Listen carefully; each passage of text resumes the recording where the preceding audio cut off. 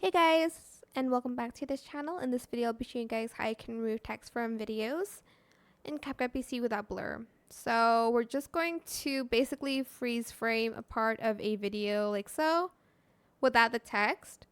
We're then going to place it over the clip that has the text on it.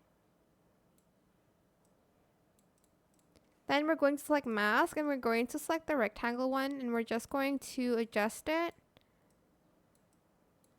Then feather it out, but not too much that you can actually see it.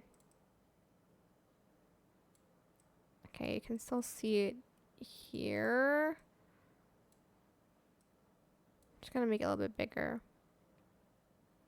It does show quite a bit, but it's not super visible. And yeah, that is it. Super simple.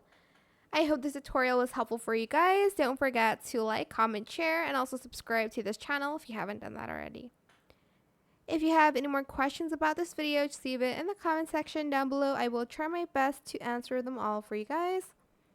And if you found this video helpful, please click the thanks button as well. That is it. Thank you so much for watching. Bye!